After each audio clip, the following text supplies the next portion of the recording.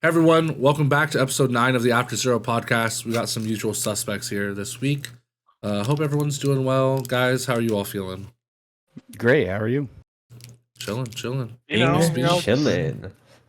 Overwatch with the Being squad chilling. makes you feel a certain way. Which is like certain way good or bad, because I feel like could be either. Depends on the day. That's true. That's and the true. squad. Depends on the day in the squad, you know? That's pretty true though, because it's like, you know, when there's a large rank disparity or experience disparity, it's pretty obvious. I think we can kick off today's episode with talking a little bit about an update on a previous story that we covered on the podcast, which is revolving the whole Twitch ball pit Adriana Chechik thing. So if you don't know about it, or you haven't watched our previous episodes, Adriana Chechik was at Twitchcon, who is like a content creator. She jumped in a ball pit, ended up breaking 2 vertebrae, had to have multiple surgeries to fix it. She had to like relearn how to walk. She had a whole thing, right? And on top of that, it came out that through all these surgeries and everything, she was actually pregnant. So she also lost a baby. So This story just gets crazier. it's like every week the story has new details. The 3 of us know about it, and then there's Brandon. Yeah, Brandon, we're all like talking about it. Yep, yeah. Brandon's like, yeah. Dude is appalled right now, dude. Yeah, she lost the baby. Terrible. So I don't know. I don't see how you don't sue like negligence somewhere, because she's not the only person. I imagine there's like I don't know if you could even do a class action for negligence. I don't know how that works. I'm not a lawyer, but I feel like that should definitely be a thing. Like it's something that should definitely be happening. I agree with that. Especially like even before this, like I think we were all at that point where it's like they should do something, especially like the impact it's had on her life now. Yeah. Like breaking the vertebrae in her back, and now you also lost your kid because of it. Yep. I don't know how far along she was. So, like, was it a kid? I don't know. Like, when does life start? At heartbeat, at first breath, you know? I don't know. Dude, I wanted to be that whole emotional damage. I'll be the one to do it. Although this is a very Emotional thing, damn. Oh, I actually hate that meme, though, because I don't think it's funny. Like, it's so overplayed. No, but, it's definitely overplayed, yeah. But, I mean, besides that, truly, it's just wild that there's not a bigger thing. But I did see that on Twitter. Someone was like gathering, like, hey, if you hurt yourself at the Twitch ball pit, email this person. So I think there is something like in the background, but I also imagine at the same time, you don't want to like divulge your information, and the best way to approach it. Yeah. So I got a question for that. So would they sue Twitch or would they sue Lenovo? It would probably be you're gonna shoot like a shotgun spread here. Probably, you're gonna sue the company that ran the ball pit. Yeah, I would say it would be the company that owns the property. It would be Twitch who ran and then Lenovo who ran the booth. I'd imagine to be all parties involved. Yeah, because there's negligence on all parties. Like someone somewhere should have been like, "Hey guys, it's probably not a good idea," but that never happened. So that's why I agree with the whole shotgun spread thing. And, you know, it's funny you bring that up of a shotgun spread lawsuit, because another story that had an update on something we talked about previous weeks was there was this whole chess scandal where one grandmaster was accusing another grandmaster of cheating, and new details came out, and there's now a $400 million lawsuit in regards to that. The pro that was accused of cheating, he is suing 4 different parties, each one for $100 million, which I don't even know if chess is worth $400 million. You know what I mean? Like, does chess as a collective have $400 million? Like, if they all put their money in a pot? Where did he land on this amount? Like, he's like, each individual, I want $100 million out of each one. It's definitely a shoot for the stars, land on the moon type of deal. It's one of those things where it's like they're gonna sue for a way larger amount than what they're actually gonna settle for. Yeah. You know, I'm just saying it's just funny. Like he's just like, oh, you know what? This is where I'm going. Is he suing because he got accused of putting a butt plug for cheating? No. Defamation. But you don't understand the value of that butt plug. So what he's actually suing for is he's suing because they damaged his reputation, not because of the whole butt plug thing, but because of him as a professional player. So there's like a stigma around him that everyone he plays he's cheated against, and There's just all this shit around So I him. know two of the parties. One's Magnus Carlsen, the other one's what's the other famous Hikaru, one? who's on TSM. So who are the other two? I forget the other Chess.com is the third one, and the fourth one is I think someone else associated with Chess.com because they're all. He's basically saying they're all connected, and it's like a ploy to get him. I don't remember what Hikaru said about it though. He said like nothing really besides like. Yeah, he probably fucking cheated. I just know he's close with Magnus Carlsen. That's the only thing I know there. Hold on. They're not even close. They're actually rivals. Well, no, but they have like the buddy rival situation. Like they're not like at each other's throats or anything like that. Yeah, I think it's definitely developed into that. But at the start of the relationship, it was definitely like full on rivals. But now it's like we've been rivals for over 10 years. There has to be a mutual respect because we've kept up with each other for 10 years. Yeah. Deal. That's crazy though, that amount. Just $400 like you million. said, just the amount in chess. Yeah, just the fact that they're asking for that. Bro wants to own chess now. That's what he's. Yeah, like I said, I don't even know if you could collectively put every single like bit of revenue in chess and it would come out to 400 million. I would. I'd actually be a little surprised. But another story I actually want to talk to you guys about, and kind of what I've been seeing on Twitter, talking about the exorbitant amount of different things. On Overwatch 2, there's been a lot of backlash over the model of the skins and everything like that. We kind of talked about before. The Halloween event came out. Yeah, and I don't know. I'm curious on your guys' thoughts. I mean, Brandon, I know you were here for that episode where we talked about monetization in games and whatnot, but right now the biggest thing is before in Overwatch 1, you could actually earn skins for free. Every time you leveled, you got a skin. Now, mind you, the game was $40, so that was kind of the point of it. But the new model is every skin's like $20, essentially. Which is the same model that Fortnite follows and Apex. Well, any free-to-play game is kind of like all legendary skins. The blue skins are like I think it was like 500, and then 700 for epics, and then legendary skins are 1900. It's anywhere from $5 to $20, or You know, but obviously the skins that everybody wants are $20. So I'm curious your guys' thoughts on that though. Like, do you guys think the system's bad? Do you think it's broken? So I think that the current system is fine. I think that they need to up the weekly rewards so that people can get free stuff just like in Overwatch 1. I think that them taking out the loot boxes on levels and stuff like that, that's horseshit, to be honest. But I don't have a problem with paying for the individual skin, right? Because the old system, I could sit there and spend $20 on loot boxes and not get the skin that I wanted.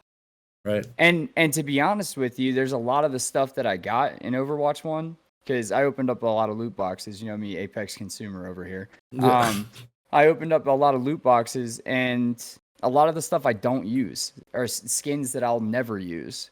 You know, I kind of stick to the ones that are my favorites, and that's about it. And in order to get all of the event stuff or the skins that you wanted in Overwatch 1, you had to spend like $50 or something like that to get 50 loot boxes. You're being very liberal with saying it's only $50. It's probably closer to $100 to $200 to get everything you want. Right. Well, I mean, but also with that, when you open the box, you're getting coins for dupes, which was allowing you to buy more of the skins too, or like save up when you wanted. But the thing was like it was like 3,000 coins for new skins during the event, right? So like you're looking at having to, if you don't own everything right at the time of the event, having to open up a ton of loot boxes, hoping you get duplicates to be able to buy the individual skin that you wanted. So I have no problem with the current system. I think people are complaining for no reason on that. I just think that they need to put more free-to-play rewards in. I do want to touch on that you mentioned, though, because you're like, oh, there was more. It's like, but why should they? It's just cosmetics. It doesn't affect the game experience at all. I just think that for certain people out there, they want some kind of free-to-play model would be better. So you're saying for the freeloaders, right? I mean, sure. I mean... The thing is that somebody did the calculation. It's like 10,500. $62 or like 8 months to get one skin.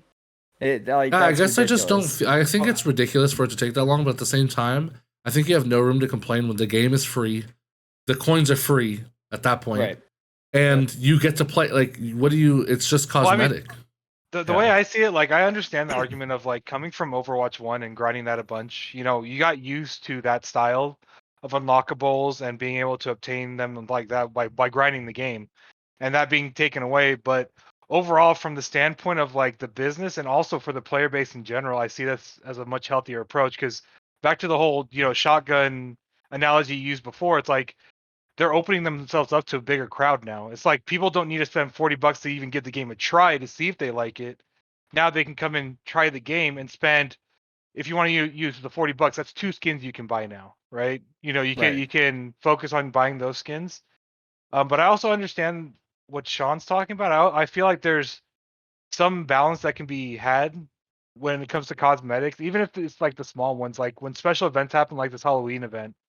I know this one's different now, but like in the past, the Halloween event's been the same for like 4 years, right? Like there's always Junkenstein's Revenge. And I feel like you could use these events to put certain achievements in the game to make it possible to, win the skins. Because now I see that as a marketing tool of like when they get the skin, it kind of gives them that taste and makes them want to put the money in to get the other skins. Right.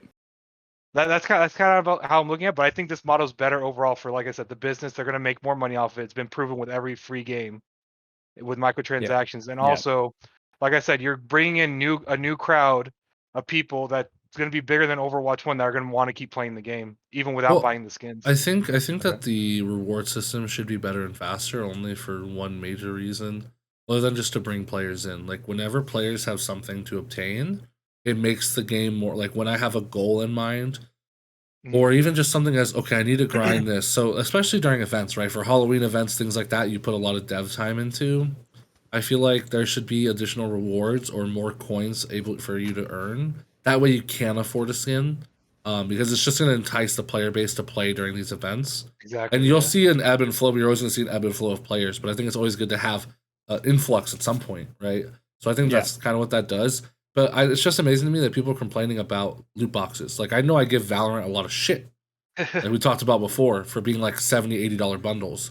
But at the end of the day, the game is free to play. So everything's additional. I just think that the pricing is predatory, but I don't see where the pricing, it feels that way in Overwatch, especially in a game where you can play multiple heroes in a game. Whereas like in Valorant, or I guess Valorant, you can use multiple different guns, but in a game like League of Legends, for an example, that a skin costs the same amount. There's 100 characters. You're playing one character in a 40-minute game, but people have no problem swiping for a $20 or $30 skin. Yeah. But the moment Overwatch does it, that's what I don't understand, like how the backlash is there and how people think that loot boxes were a better system. Because what people are complaining about is like, bring loot boxes back. It's like, that system's ass. I think with loot boxes, it's just the gambling portion of it. It's like people like the to gamble. Dopamine? I personally like the loot box version because it's like I don't care what skin I get. I just want to be able to get a legendary skin. Like I love that dopamine hit. Something.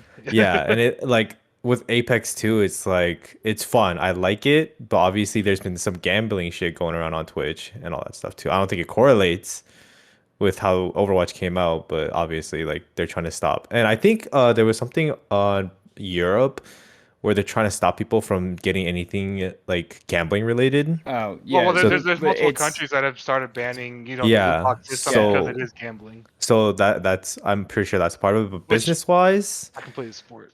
Yeah, business wise, I think free to play and then buying the skins. I think business wise, it's a smart idea. Loot boxes are just more of like dopamine hits. Like the people that are going to do it are fucking.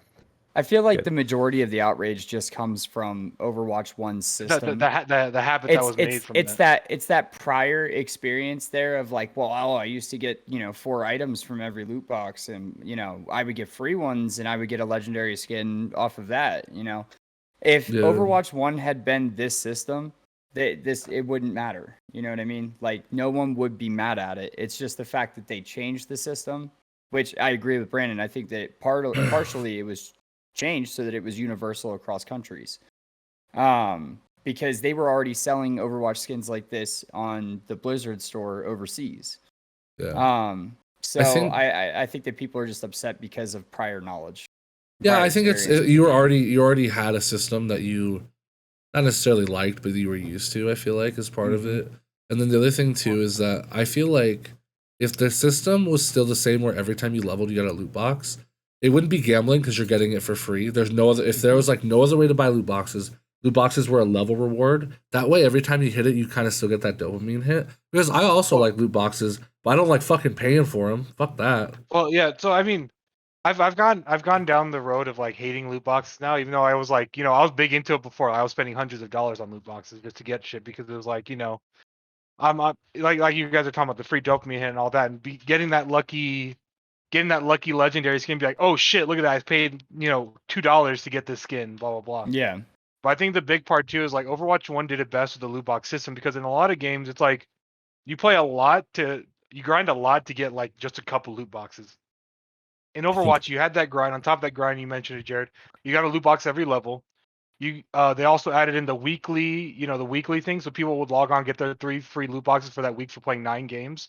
And also during events, you could get specific event loot boxes that would only unlock skins for that event, which would be completely different from base Overwatch. So it would be a focused loot box, which was even better. So overall, it's like Overwatch 1 did a completely better job than any other game of... I disagree.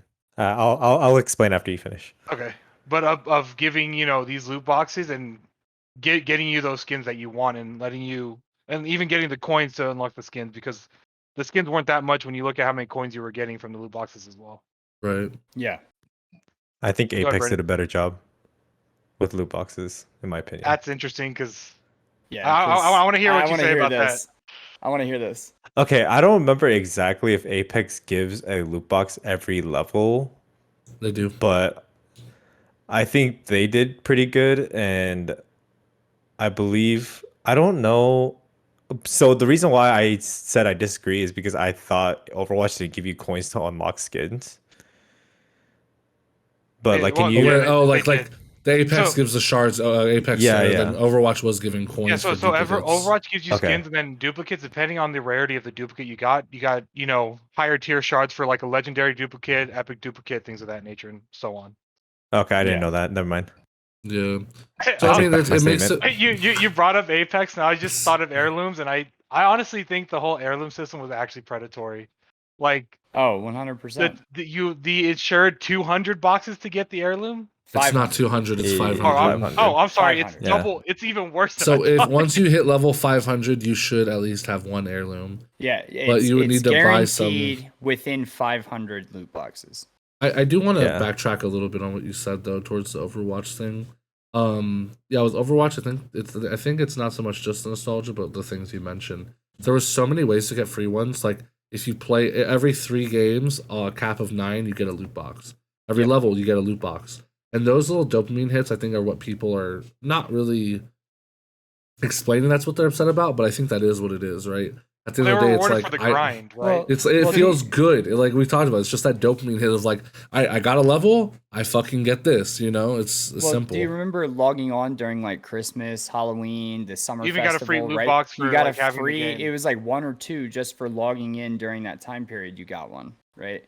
Like the Halloween event came. And it's here, and you didn't get anything this time around. Yeah, so I can see where people are like upset, but oh god, what, Brandon? What? It's the idea of getting a free gift. Better loot system. You say Siege had the better loot system? Shut the fuck up. Oh my god, dude, the game that's pay to win because it takes you 20 years to unlock a fucking character. No, depending on the edition of the game that you bought, right? I'm actually curious your guys' thoughts on that. I mean, I feel like every game to a degree is pay to win. Maybe not even I think it's pay to win because pay to win by definition is being able to purchase something to get an advantage or get something faster than somebody is what it's come to, right? It's like pay for convenience, which I don't know. What are you guys' thoughts on that? Because there's a lot of games out, and I can give some examples on games. Well, I mean, well, since we brought this up, are you talking about like the character locks where it's like they cost a certain amount of influence points, things of that nature? Like in League right now, I still don't have every character. Right. And I've always hated this. I understand the business reasoning behind it, giving people something to grind and get on to play the game. The whole thing with the champion rotation that we talked about before. I've never really been a fan of this though. I hated it because of that reason alone. It's like, you say like you're not paid to win and stuff, but like I can't even play this character because I haven't put in the time or spent the money to get them.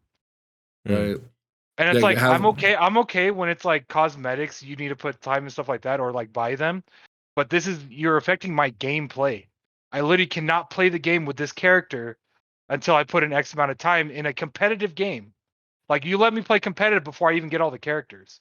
which I'm not saying you should lock competitive until they unlock all the characters. This system we have that everyone does now, I just don't agree with in general.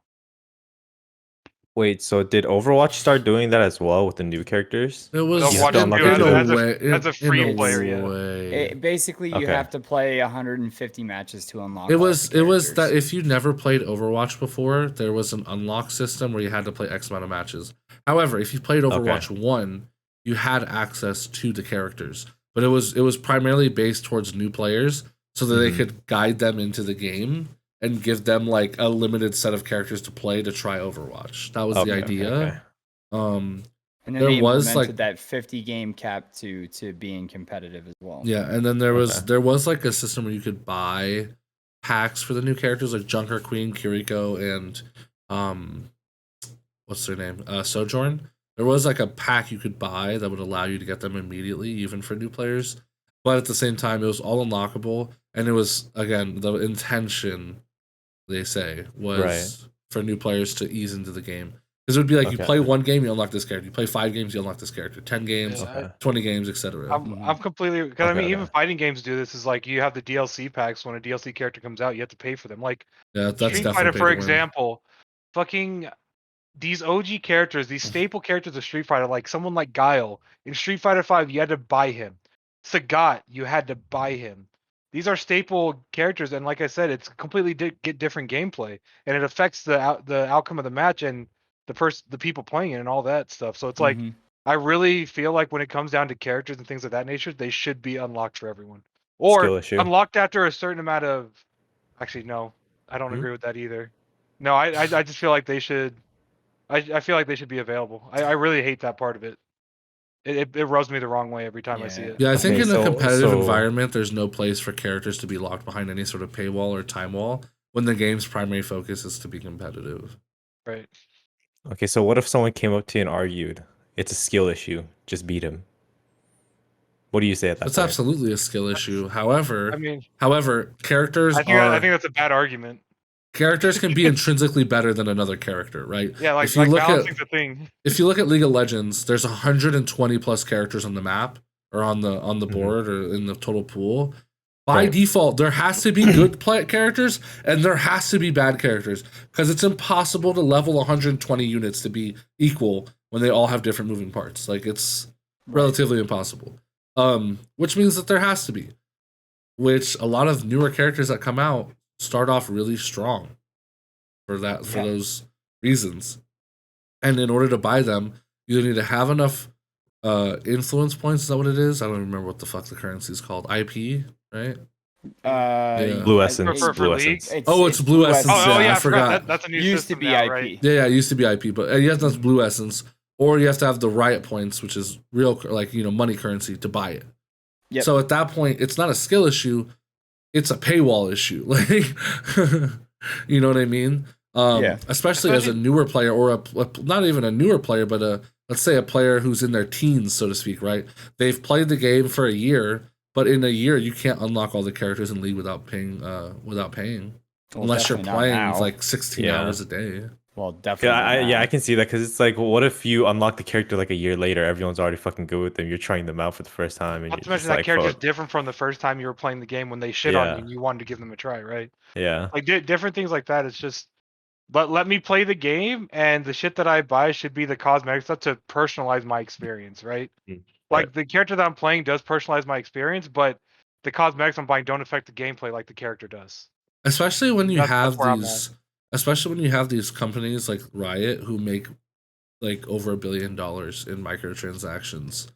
I really wonder, and maybe this is like the corporate pessimist in me, but I really wonder how much of this is like a twofold system where by doing that, it also, like, someone makes a Smurf account, now they have to buy the characters they want. So now I've like dipped more money because I know that this person, like, I feel like that's not something they care about. It's like, oh, well, that just makes us money, so why does it matter? Well, it's also weird when you see someone who's grinding the game, or like professionals that play the game a lot. They're sitting there on millions of influence points. I'm just gonna say influence points, even though it's Blue Essence now, of influence points, and they have everyone. It's like, so what are these points for now? Like, what was the point of the system? Yeah. When I'm just stacking up on these points and they're going nowhere. Like, yeah, I can unlock the new character as soon as it comes out, but then again, now I'm waiting, half a year until the next character comes out, just stacking up points for what reason? Yeah. It's like you're giving me these rewards at the end of the match just to say I got the reward, is what it comes out feeling like. I mean, So you do can, you well, think no, you can Overwatch- buy that. Wait, no, you can buy that Warwick skin. It's like I was gonna 100,000. say they Oh my made God. that Warwick skin as a blue essence dump. Oh But my God. for League, right? Because each character and characters are going to vary, right? As far as difficulty goes and mastery goes, it's built around you playing that specific character for exponentially longer than pretty much any other game, right? To learn the intricacies of matchups and stuff like that as that character. So I feel like with League, it paces it for if you were to just make a free to play account, right? And you really want to unlock one specific character, right? You finally get enough points, you're excited to spend it, you get that character, and now you main that character and learn that character's intricacies until you get enough points to unlock the next. I mean, with the roster being as large as it is now, it's a pain in the ass. But I can see where with League it's slightly different than, say, Overwatch, where you have such a high skill cap in such a game that you have to spend that amount of time learning that character, or you should, rather than just, oh, I'm going to buy this character now and rush through it, and then you're never good at any of them. But Yeah. I see what you're saying, So- but you can buy the characters. Right. I mean, that's the thing is like if you want to rush through it and bounce around from character to character, sure. But I'm saying like in League, it kind of paces itself to where you're thoroughly knowing a character and their matchups versus not. Yeah, I think that's an interesting take. Nah, I've seen you play Jinx enough times to know that's not true. What were you gonna say, Brandon? So do you think Overwatch and Valorant has a good system of unlocking characters? Because we all know that we're not gonna get free characters. Valorant, yes. I think Valorant, yes. system is actually good, I think. Well, I I mean, think- Overwatch, you get all the characters, so I think Overwatch. If you're not a new player. Valorant system felt Right. like old yeah. unlocks in online FPS games like Call of Duty back in the day. Yeah, where, like, I actually I'm playing like. enough games to get enough XP, or I'm getting enough challenges done to I- unlock that character. I like if I it. had I to just choose a wish you system- couldn't buy it. I just wish you couldn't buy it. Like it was Right. not a purchasable thing. You have to put the time in. I would prefer that a lot more. I mean, is Same. that any different from League though? Like influence Yes. points are basically the same thing. Like you put in that time to get those in. I mean, You the know, difference is You in can Riot do a games. math equation to figure out. I mean, time the frame. difference is you can easily unlock all the Valorant characters like Yeah. easily. It's very Oh, attainable. so Yeah. you're talking And- about like the time. So it's specifically the issue, the time It's frame. the that it takes time them. frame, and then the time frame for League. It's a long time. It's to the point Yeah. where and you don't even have enough time to grind it until a new character comes out, essentially. Yeah. And by that time, And you're the- already 100 characters behind. Sorry, go ahead. And the Brandon. other problem with League is now that it's Blue Essence, it's not like before where you would gain IP little by little when you play games. It's you have to get a loot box and you have to get 3 keys, which is pretty rare Their at new times. convoluted system. Now. It's also Yeah. a system that makes it to where you always have more loot boxes than you do keys unless you buy keys. Right. Yeah. So the system always makes it stacked against you. So I really appreciate Valorant system in the effect that like their contract system unlocks character specific or legend specific, unlocks for that character for putting time in on them. Or putting their contract as the one you're pursuing. Mhm. But I personally still like you said Overwatches you can get all the characters in like 150 games, right? Yes. I actually don't know the time frame difference with the two. But there's not any character specific unlocks right now or achievements to pursue in Overwatch 2 that I've seen, even on the challenge page for each hero. So I think if I had to choose a system that wasn't giving each character, I would choose Valorant's. Yeah. Because I think the extra unlocks with them help you like show that you put in time on that character, especially a character like for me, I always try to find that one character that I like. I try out every character, but I like having, my character You like to be that I able always to fall trick, back yeah. on. Just Yeah, because for I enjoy the Valorant- gameplay more than most, so I would probably choose Valorant as well. Yeah, because the Right. Valorant system is like it depends on your challenges and everything, and then like you can unlock it faster once you do the challenges, but it gets slower if you have no challenges. So you have to put in more time, Yeah. and the challenges get reset every week. So Yeah. Yeah, like I said, overall though, I think it's a good system, but I think it's interesting as like games have evolved, they've become more pay to win. I'm wondering when the line will be crossed where we're like, hold on, this is like legit. Because at the end of the day, these games are pay to win by definition.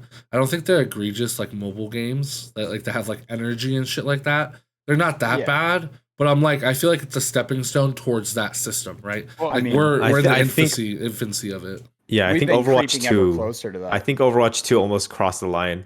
I remember before the release date, our first or second podcast, we were talking about how you could only get the characters through the battle pass. Yeah.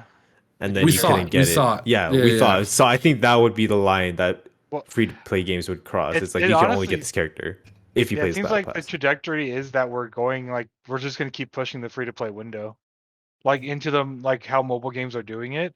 Because I mean, even as much hate as like as much hate as mobile games get, like they're the biggest gaming market, and it's where the most money is spent, the most people are playing. Fastest growing. There's more people playing mobile games than console and PC combined. Yep. You know, than any other gaming market. Like all of them combined doesn't even match up to mobile. So it's like, you know, these companies are seeing that, and they're just seeing how much of a window they can push, and they're doing it little by little, which I said shows the trajectory to be, it's going to be pay to win. You know, even more and more as it goes on. Unfortunately, as much as I hate it. Right. Yeah, I think it's interesting when I think about that concept, because if you look at when you look at that monetization, it's gonna like go towards the point where, okay, this is bullshit. I just want to be able to buy a game and play it, right? It's gonna flop, and it reminds me almost of like how streaming is now. Like, right, when streaming first came out for TV, it was, hey, these TV channels are expensive. Why don't you just get Netflix? It's $15 a month, and you can watch all these shows. And then Paramount's like, wait, I want a piece. Disney's like, wait, I want a piece. And now in order to watch all this shit, you need 10 other services that amount to the same cost as you just buying TV at this point, right? Right. So it's going to get to the point where streaming's going to die off because it's the same shit, right? It's just going to be a new form of TV, whether it's streaming still, but it's the same model, right? And I feel like gaming is kind of doing the same thing. We started off where is doing that. Well, yeah, I think all things do that, right? It's no different than political parties shifting and things of that nature, right? It's just interesting as we go towards one side, we just immediately flip back over, and we're like, all right, why don't we do a new system where I just pay $40? And it's like, that's where we started, like. Yeah. Well, especially like now, like the amount of time that's spent outside of the games for a lot of people, it's so easy for them. Like, I'm putting all this time in outside of work. I don't have the time to commit like all these other people do, right? You know, all the big streamers are just, you know, everyone says the little kids. It's like as you're growing up and doing these jobs, it's like, you know, I have a little bit extra money. I'm just going to put this time in to make up for the time I can't put into the game, and it's so easy to do. It's just becoming easier. It's no different than how WoW pitched it very well. And when WoW pitched, I'm like, oh, that makes sense. And like 2 days later, I'm like, hold on. Because WoW's pitch, Brandon, I don't know if you know about this, but WoW is not a free-to-play game. You do have to buy it, and you do have to pay a subscription, which is a very old MMO model. You pay for the expansion, but you also pay $15 a month because it is a live service game. It's a very old industry standard within MMOs, and it's very well accepted because it's been established for so long. But what WoW did was WoW added the opportunity for you to buy WoW tokens. What that is you can spend 20 IRL dollars to sell someone this token that then gives them $20 to their BattleNet. And they buy the token for, like, right now I think it's 250,000 gold, which if you have 250,000 gold, you can play WoW for free at that point because you grinded enough gold. So the way they pitched it and positioned it was that player X has way more time and can build 250,000 gold or whatever the amount is. Player B doesn't, but they work and they have more money than player A. So they can just get the same resources that player A has by just spending money on it, which it's like, okay, that makes a little bit of sense. But when you're like, hold on. That's surface value. It makes sense. Yeah. And the other person is getting game time out of it. Right. Well, yeah, and I was going to say, this actually opened up a whole nother market where it's like, originally in an MMO, it's like you have your sub. You have no way of buying gold in-game. So, like, people provide services such as teleporting you to a place so you don't have to run there, cuts down on time. You give them, like, 10 gold. They make a portal for you. Or you do dungeon runs, raid runs for certain kinds of loot. And these higher level people will charge people gold to take them on these runs. But this token now makes it pay to win by allowing people to buy this token to get the gold, to give money to those players to run them through these things to get these objectives. It's essentially legal boosting. Like yeah, that's essentially literally. What it is. Well, Sean, like imagine in Valorant where you're like, hey man, I'll give you riot points so you can buy this new bundle if you queue with me and push me to diamond or something like that. It's essentially like the same model. Gifting, yeah. It was. I know that also and this is the opposite side of it, because I don't believe that every single thing is predatory that Blizzard does, right? Which it is controversial statement, whatever. For besides the cube crawls, but continue. Is that like they were also trying to fight all of the private services out there that were selling. I was going to mention that as well. Yeah. And selling illegal runs or stealing people's credit card information. Or dude, this is like the talk we had about the fucking classic server. And so they were. It's like making it safe for addicts, right? It's like we're gonna give you a safe environment to buy your gold that you were already going to buy, whether or not we said yes, right? And I think it allows them to do it legally within their game. It's also like a reputation thing too, because I think it's like we're spending so much time and resources trying to combat these websites that sell gold, these people that sell gold. We're spending time as a company, we're spending money as a company to do these things. On top of that, we're not gaining anything from doing it. It's just a pure loss, right? And then what we can do now is we can make the experience better for the player. We can make the experience better for us. We'll make more money. The player will be happier. And it looks like a win-win, but I think it damages the kind of what we talked about before, like the soul of the game, or like the point of even playing the game. If you don't have enough time to play the game, there shouldn't be a way for you to make up for it like that. It's just that's the way it fucking goes. It takes 8 hours to do this thing. I shouldn't be able to go spend $20 and now my 8 hours is now 1 hour. That's silly.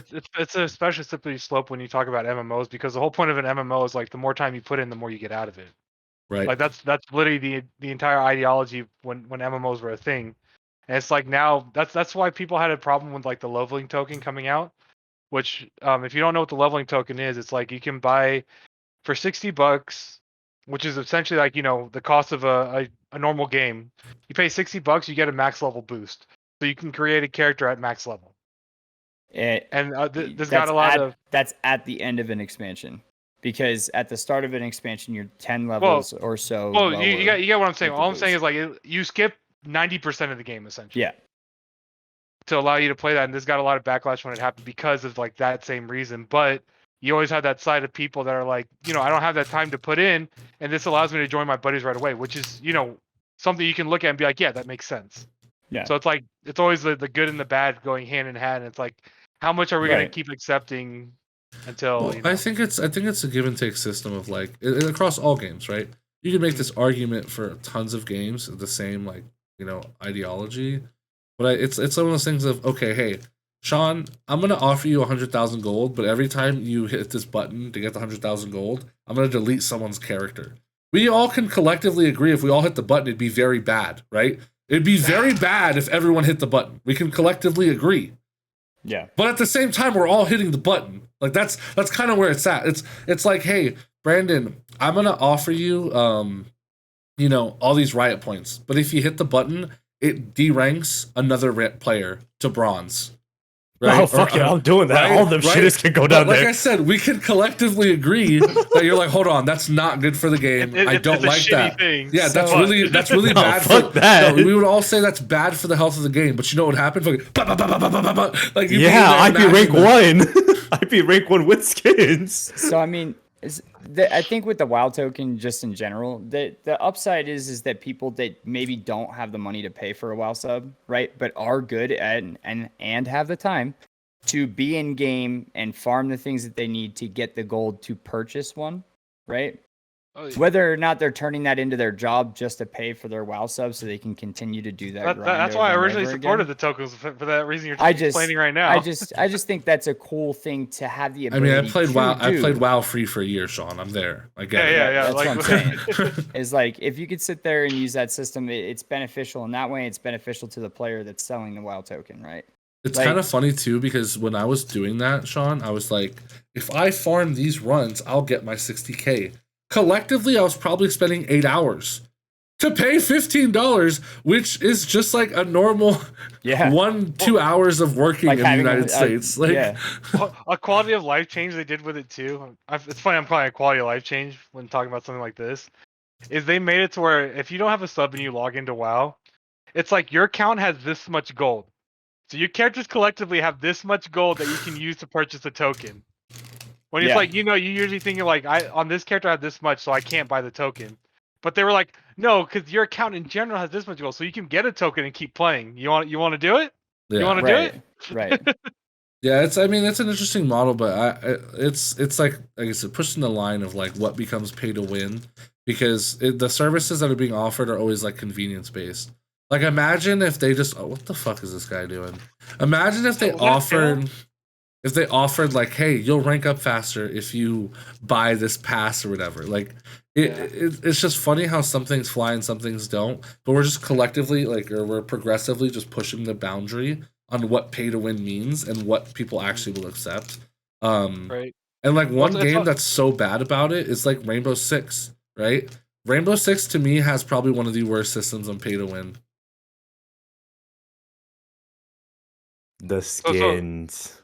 Are you saying because of the impact of cosmetics in Rainbow Six? No, not even the impacts of cosmetics. I'm saying the unlock system of characters. Like, oh yeah, that too. Buying the battle pass, you immediately unlock it. Depending on what version of the game you buy, like Sean mentioned earlier, you get less. You either start with 8 characters or you start with like 30, right? Yeah, they're like, so are you high class, middle class, or lower class? Where are we at? The other thing was like, okay, if you take the free version, right? I think, or the $20 version of Rainbow Six, right? Each character costs like 12,500. I feel like that's a predatory approach. Is like you made the free version, like you made them have to grind even more than the person spending money on purpose because they're playing it for free. Exactly, and then if you bought, which makes them want to spend the money. But then if you bought the $40 version of the game, right? You got like 4 additional characters, attackers and defenders, right? But then each character's after was 8,700 instead of 12,500, right? So like, and then the max edition, it was like the lowest. It was like 5,000 points per. So like that is, and remember we found that out, Jared, when we were sitting there looking at the different editions. Like which edition to buy? I think your cousin was going to buy an edition. We were like, which one should he buy? We're like, hold on, this system is fucked. I remember talking to you guys about it when I was first getting into Rainbow Six of like, is it worth doing this? Because I was like, I'm just going to stay on free. And you guys were like, it's going to take you like years to fucking unlock every character. Yeah, it takes you months to unlock one character alone. So to even try, and then the thing with Rainbow too is in a game like that where it's competitive, right? You need these characters to do certain setups. Literally, Mira is such a unique character, you have to have her, but it takes you months to unlock her. Like, right? And there's all these characters that have such unique skill sets or mechanics to them that you almost have to do certain setups. Like think of like Jaeger and Wamai. Like they have 2 of the most unique abilities in the game. In order to get Wamai, you have to buy him with currency or grind months to get him. Brandon, you're muted if you're talking. This motherfucker. Hello? Grind 3,000. Sorry, there's like a lot of like background noise or like static noises coming out of this mic, so I just muted it. But like you grind like 3,000 games. Yeah, it said it was like popping off for some reason. But if you guys hear something, let me know. But like go ahead. Sorry. No, that was it. Since we're talking about Rainbow Six, I wanna hit at all these FPS players that are spending money on cosmetics you don't even get to see. Can you stop being fucking stupid? Stop buying it. Expect better cosmetics, and stop going for charms only. Make these developers make you better cosmetics Riot. I think FPS games have like Apex has the worst cosmetics in the industry for FPS. You don't even get to see your cosmetics in game. The player killing you doesn't give a shit. All right. They've gotten better. That doesn't mean it's good. If better from shit is still a little shitty, you know? Yeah, but Sean, their better is still behind the rest of the industry. Yeah, no, I agree.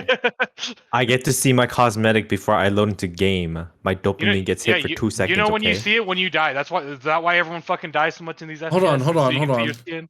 Hey, I be buying Overwatch skins though. You know what I mean? Like, I just bought the Sigma skin, and that one has really low cosmetics. But those skins change your gun.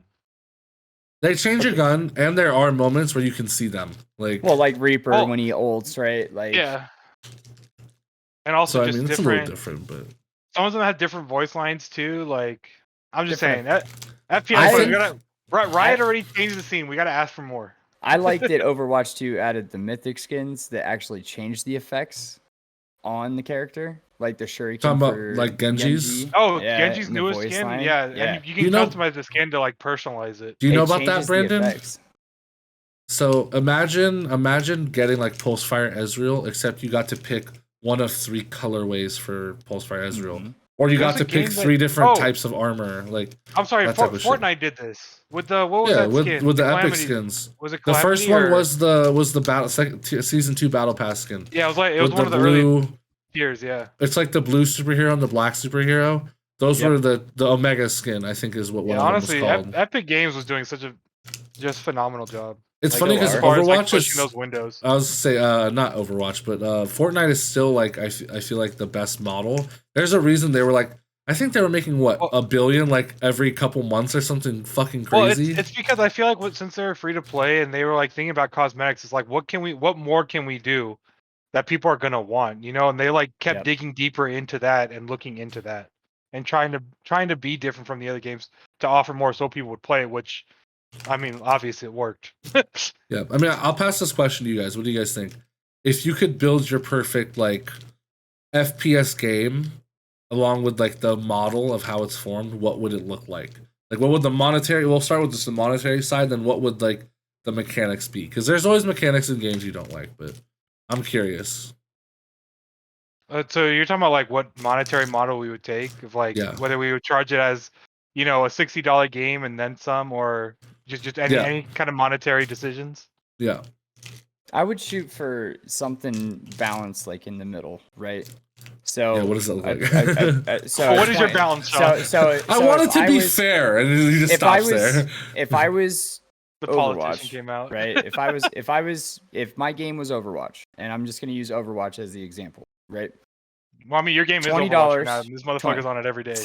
$20 to buy the game. You have every character unlocked going forward. So you wouldn't go free to play. There is no I wouldn't. I want there to be a barrier to entry, right? Because it's gonna make it so that people aren't just smurfing, right? They're not just creating multiple accounts when they get banned. There has to be some kind of barrier to entry so you don't end up with a bunch of trolls, right? That's my opinion. Okay. $20, right? Which I feel is reasonable. $20, you have all of the characters unlocked, right? And then, and that's going forward indefinitely. You just will always have whatever character comes out, anything like that, right? But then the skins will be just like any other game, right? A modest price point, probably 10. I would say $10 is probably good for an FPS skin, right? $10 for skins, stuff like that, and then some kind of model in game where you can earn currency to get skins over time, whether that's awarded points after leveling and you accrue that over time, right, to which you can spend in the store for free. I think that would probably be my ideal model. You're a fucking milker. Brandon, I mean, what would yours be? Like, where would you see the systems lying for you? Mine would be free to play. I would have the characters unlocked. So if you played as soon as it launched, you would get all the characters. After that, I would do the Valorant system. Every new character that comes out, you would need to play a contract, so it makes people spend more time on the game. Because if they have all the characters already, I don't think they're going to spend much time on it. On top of that, I would put a battle pass for I like cosmetics. Obviously, I do want what Sean said, the currency thing. You can either receive it from playing a long time, or you can buy the currency and buy the skins, cosmetics, whatever.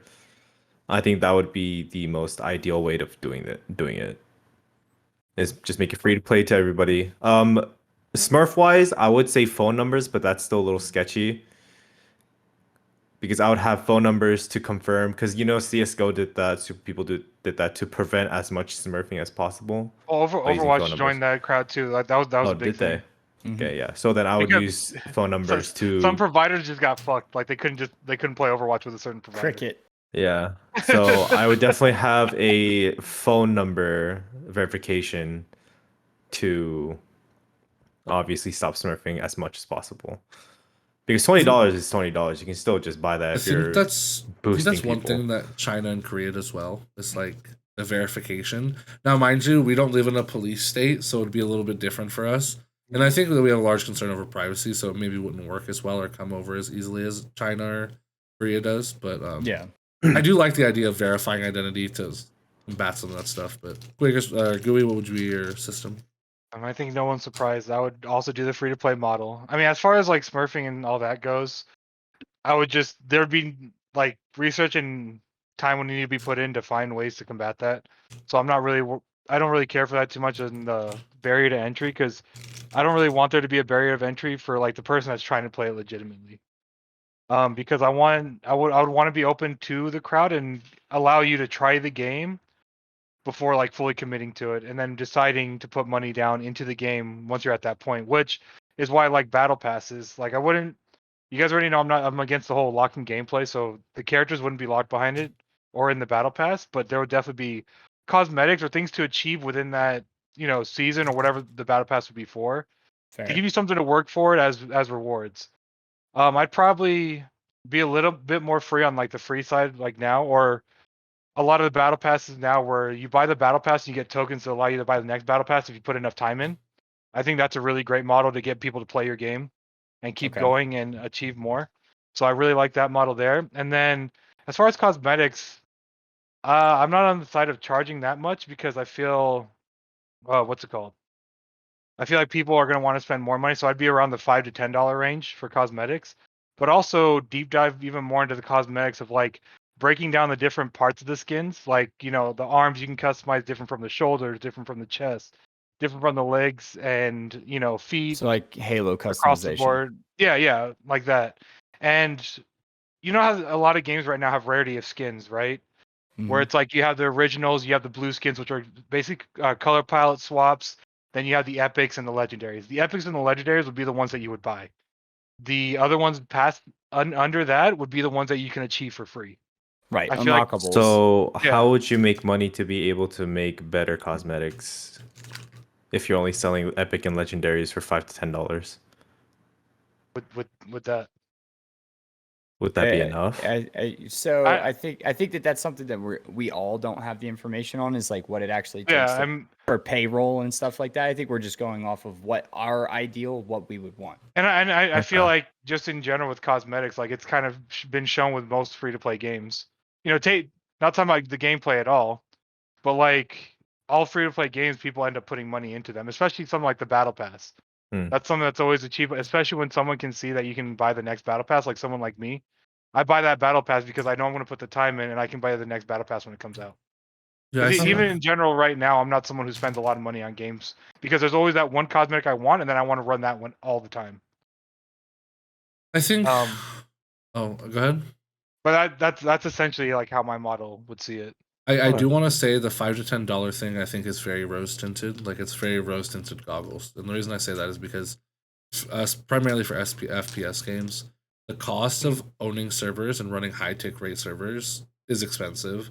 So part of the skin isn't just you're paying for the artist and paying for the time they put in, you're paying for the upkeep of the game, right? So I think that it's an unrealistic expectation to say 5 or 10, but that's just my opinion. I don't have the full. I do know that they're more expensive to have servers like that for FPS games. I understand that too. And like you said, you're asking for my ideal thing, and that's just what I'm putting out there. I guess I should have said ideal realistic thing, but that's my fault. I'm just kidding. No, I'm just kidding. In all seriousness, all of you explain monetization models right now. mine would probably be like free to play as well. I don't like barriers to entry because I think it should be accessible. I like the idea of verification of some kind, whether it's phone number or something like that. Shit, you got to go to idme.com, bro. You guys know what IDme is? It's the fucking website that does like the fucking government's verification. Fuck it, get on there. You know what I mean? No, not that serious. By the way, mobile games only charge like $1 to $2 for a lot of things. So the upkeep is far less. That's what we're talking about. Diablo Immortal would not to mention a lot of mobile games. A lot of mobile games also use like peer to peer to rely on, and so they don't have to buy servers. But it'd probably be free to play, that type of model. All characters would be unlockable. I think to combat Smurfs, I would still keep everything there. It would just be more incentives to more unlocks for being a tenured player. Like essentially just taking care of the tenured players, so there's no reason you should ever want to play in your lower account. And also having matchmaking systems that encourage team play. Like we always run into these games that talk like and have issues where you can't play with your friends in a ranked system. Instead of just taking time and money to develop systems that will allow you and algorithms that will allow you to play with your friends in an advanced in like a I think we should get in. I think we should get into that a little deeper. The ranked. I think we can get into it next episode. Well, I was gonna say we should wait for because Brandon's gonna start playing Overwatch so he can get a feel for like what we're talking about and stuff. But Jared brought up some. Were you completely done, Jared? I'll say the other thing I would say is just loot boxes are some reward for just playing the game.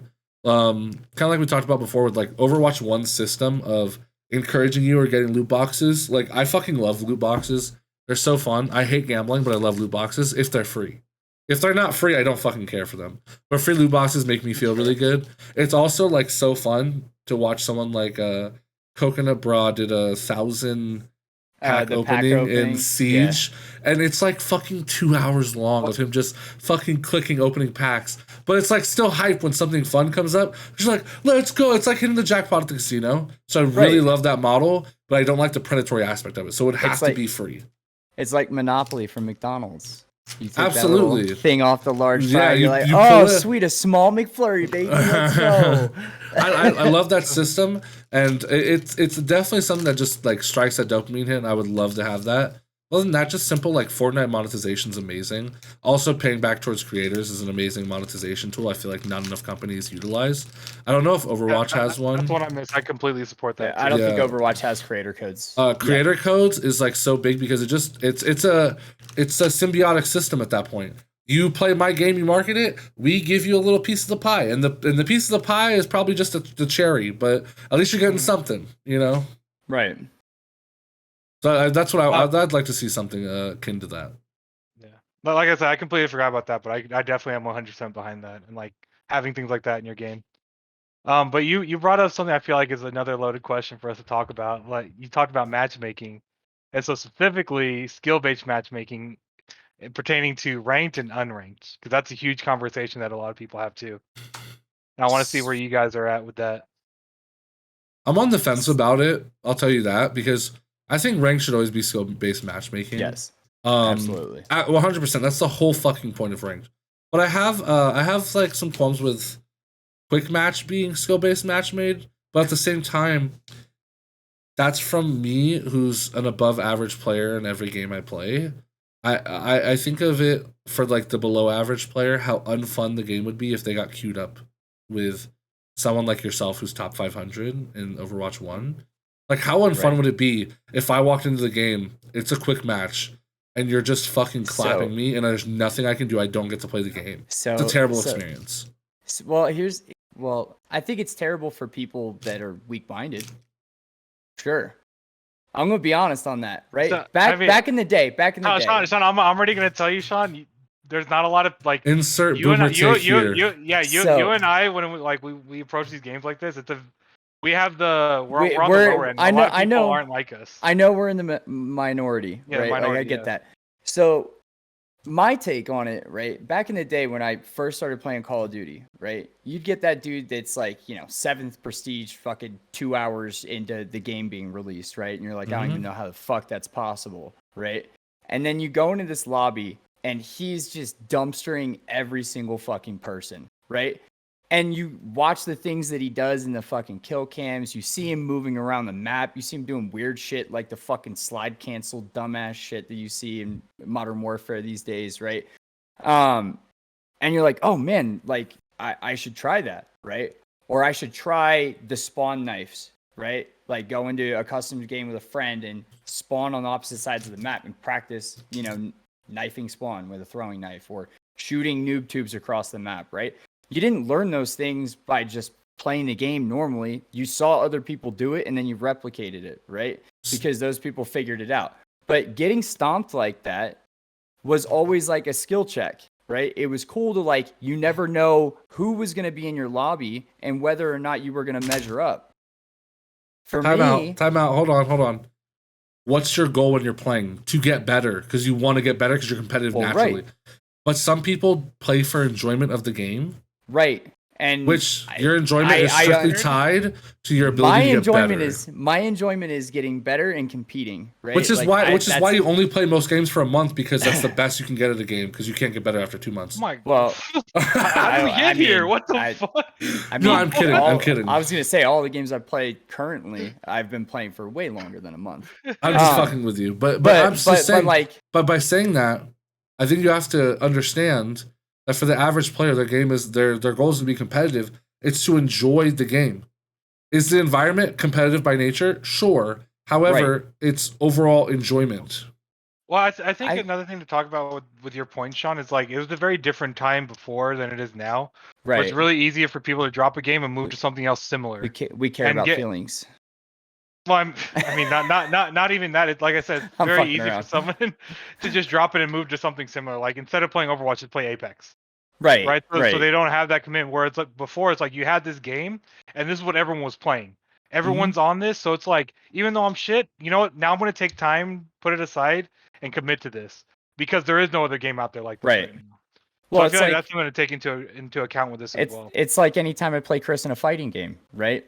Yeah, none of you guys have fucking stuck with fighting games, so it's like anytime I play Chris in a fighting game, I just repeatedly slam my head against a brick wall. That would probably be more productive. I'd eventually break some bricks. Sure, but you last less than a month. So I think there's some levels to this where that can kind of see where the link is. We could bridge the gap between those ideologies. But the thing is that a whole different topic outside of the podcast. But my point is that it never stopped. I still played Chris for 8 hours in a fighting game, just losing the entire time. And I still enjoyed my time playing it, even though I was losing, because I was trying to figure it out. I was trying to get better. I was trying to take things that he was doing and do it, for me, it doesn't compute to this whole like, oh, I got trashed in this game, I'm just going to go play this other game. I think as well with that, there's also like the community driven behind it, because a lot of right now, I feel like this speaks to like toxicity in video games right now, where it's at a very high level right now. So it's like when you're shit at the game and you're getting shit talked, like why would you want to continue on? Where it's like, and there's very few people that care to like take people in and help them get better at the game or give them a chance to get better, and instead of the people that are just throwing their head against the wall to get better. Like I feel like that's something also to talk about. And also not even to get like political, like, oh, people are softer now, they care about like shut the fuck up with that bullshit. All right. At the end of the day, here's the thing. Skill-based matchmaking is necessary for a game to survive because there's so much accessibility to games. There's so many other games you can play, right? That's very real. And the other thing with that is, again, the games are there for enjoyment.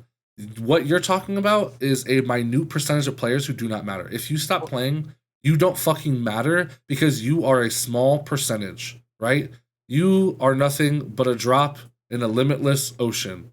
Oh, right. He just wanted to use that saying. Okay, but truly, you are. So at that point, you're talking about the people who culminate into the waves. They are the bigger portion of players, and that bigger portion of players is there just to play casually and to enjoy themselves. Having open matchmaking should be a choice. I think. I don't think there's anything wrong with having it, but it needs to be a choice because I think it's super fucking sick to see someone who's really good. Yeah, but I just mean like 3 queues. There's ranked. There's quick play, and there's like open queue, which is literally just you'll get slapped by anyone. Another thing I want to say about with support skill-based matchmaking is I feel like a lot of these players that are good don't understand that just because they lost that match, that wasn't a bad thing. Like you're not shit for losing that game. Like the game's not only good, and you're not only good because you got 40 kills in a game, because you are at the top of the lobby every game. Like, I feel like there needs to be an understanding of, like, skill-based matchmaking is essentially just trying to put you on an even playing field. And that even playing field, you may go, break even on KD. You may only get 1.5 on KD. Sometimes you may get 0.75. Like, those things are okay, and those fluctuations are okay. That does not mean you are a bad player and you are not advancing or improving. You're literally fighting, you're fighting good matches. You're having good games, and I feel like that feeling's lost. Because it's like, I'm not at the top of the leaderboard. I'm not getting 20 kills. I'm not getting 40 kills. I'm not getting my kill streaks every game, so I'm shit at the game. And I feel like that attitude right there is also a big factor in support or skill-based matches. It definitely is, because most people they congruent their experience to how well their scoreboard speaks to it. Not so much like, I really am happy that I made this decision, or like I hit this shot, or I did this. It's literally just, what do I look like on the leaderboard? What are my bragging rights? What is my ego stroke that I got from this game? Right. Do you remember that Modern Warfare thing with the matchmaking, the way that it worked? I don't remember. Before they fixed it, where you could go in, and if you tanked your KD for 3 to 5 games in a row, you would get put into what people refer to as a bot lobby to make you feel good about yourself. It's exactly what League of Legends does now. It's what Riot Games do with their games, where you get into losers queue. If you lose 3 to 5 games, they put you in a dog shit lobby of people of the same rank. They're just like lower on the matchmaking number. And so you're almost guaranteed to do well, because they want you to feel good about yourself. And I think that, again, that's just stemmed from what we just talked about, where it's truly based on achievement, not on like the journey, so to speak. Everyone's so focused on just like, oh, I got 25 kills, I got 30 kills, because that's like what YouTube videos are almost. That's what gets clicks. Isn't that the same thing? Because when you get into that losers queue, right, and you get into that bot lobby, I think those losers queues are bullshit though, so I don't agree with that. That's what I mean, is like, even it's still skill-based matchmaking, like you said, but it's basically a broken part of skill-based matchmaking. It's a broken part of skill-based matchmaking to try to appease players, but I don't think that ranked system should try to appease players. I think it should just try to give you fair matches, because at the end of the day, that's all skill-based matchmaking should do. That's its only function to me. The thing with like, we have a large community of streamers right now who are like against skill-based matchmaking, and one of the ones I think of is like Tim the Tatman. He was like, if Call of Duty has skill-based matchmaking, I'm not playing. He's the one that literally said skill-based matchmaking is killing games. Like, that's how he feels. And it's like funny, because it's like, dude, first of all, you're dog shit at the game. All right, the lobbies don't get harder. You just suck dick. Like, you know, it's just crazy. Well, it's like back on what I was saying. It's like, sometimes you're gonna drop into a lobby in skill-based matchmaking, you're gonna lose. Like, you're gonna lose that fight of equal player value. You just came out on top. And sometimes you're gonna win that first fight, and then you're gonna come out on top on the second fight too, and so on, which makes you feel like you're on a higher end, but you just had a really good game. Like, is the way I see it, because like I'm always playing competitive games like nonstop. But I am interested in like what your take is on this, Brandon, with skill-based matchmaking, because I know you're serious with Valorant, but I don't know of any other games you've really been serious with. So I feel like a lot of them you just play for fun, and I want to know like what your take is from that. I liked it when Valorant had this thing, and League, where it was like, you have a solo rank, you have a duo rank, and you have a flex rank. Okay. So it Instead kind of of the overarching like match rating. Yeah. Yeah. So I think it'll help with Smurfs if they did that, because it's like, if you want to play with your friends, there's duo queue, but you're kind of like boosting them, but it only matters. So it sounds like you're for skill-based matchmaking then? Yeah. What about skill-based matchmaking in quick play queues, where it's like, you just log into League, you're just going to play 5v5, you're just in a quick match. Should it be skill-based matchmaking, or should it just be open queue? You get whoever the fuck. It could be a challenger player, it could be a bronze player. Open queue that shit. Have fun. See, like if you're not playing competitive, go play fun. Go like, just either get shit on. But is it fun to get shit on and get camped at your tower? It's not fun for you. Oh fuck no. Right. But you're playing quick play for a reason though. I'm playing quick play because I'm playing for fun. Yeah, you're playing for fun. So like, you're trying to have fun. No, that's because the mass community it's only fun when I'm winning. That's the consensus. Same thing with Earth, same thing with Overwatch. But I think that there's a certain degree where if the player's too good, you don't get to play the game at all. Oh yeah, absolutely not. No. So at that point, it's not fun. It's a one-sided thing, and the game has to be balanced. Where Sean's rage comes from, but Sean just keeps raging until the next game. Well, see, in Call of Duty, I used to more. If I was getting shit on that bad, or my team was getting shit on that bad, I was just cooking grenades and running. Stop using Call of Duty. That's a dead game. Or throwing C4, shooting RPGs at people. I mean, but with that though, it's like, again, it's still, if the overarching goal is for players to have a good experience. We've been in Overwatch games where we've gotten slapped, right? It happens. Well, you can hear the tone of the group. But it's usually if we have a series of bad games, like you have people get off after 3 games, right? Yeah, and it's like, okay. Not me. Listen, there's been moments where you've raged hard enough to quit, so shut the fuck up. But with that being said, it wasn't fun for the group, even in people who want to be competitive. Because being able to play the game and being able to at least achieve something is enjoyable. Whereas when a player just takes away from that, it's just not fun, which is why I think skill-based matchmaking is essential to any online game in any capacity. Well, and also, like, even at your rank, sometimes you're just gonna get shit on. Like, that's sometimes, like, here's the thing. Sometimes someone is your kryptonite. They just play and they have a read on you. You're the same rank, you're the same skill level. They just dumpster you. Happens. I wanted to use this time to call those streamers against skill-based matchmaking pussies. I just wanted to do that. No, they totally are. It's a complete pussy thing. It's better for the mass majority of players. It's good for ranked systems because ranked systems have to be skill-based match made. Like, it can't be like where you just queue. Oh, you have 100 wins. This guy has 200. Like, he's better than you. That's not how that would work. That's sorry. It takes you like a week now to make your video instead of 1 day. Like. Yeah, I don't feel bad for you. Dude, it's also because, like I said, the videos they want to make are, I got the world record in kills. It's like, dude, it's a fucking bot lobby. These guys are shooting the air. Like, what is the achievement? Yeah. So I've never understood that brand of video. But I think that's a good place to stop for tonight. I think we all can agree where there's some pros and cons to skill-based matchmaking. I think we're all on the same page. I think we all have the same philosophy.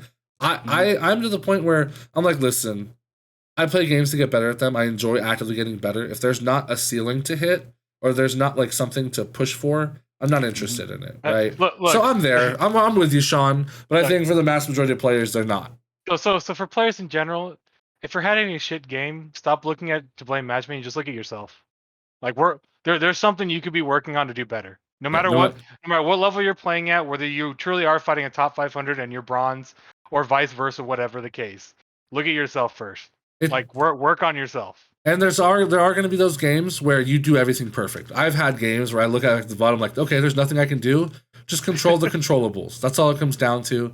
But I think next week we'll go talk more about what did we say we were going to talk about? Matchmaking queues and queuing with friends. Yeah, queuing with friends and ranked systems, about how broken that system can be. I will say, I feel like this system might kill Overwatch. So we'll talk about it next week. That's a +1 to doubt. But we'll end there. Leave your comments down below. Ask any questions you have about that or any topics you want us to talk about. And we'll see you next week. Thank you for tuning in to episode 9, and we'll see you in episode 10.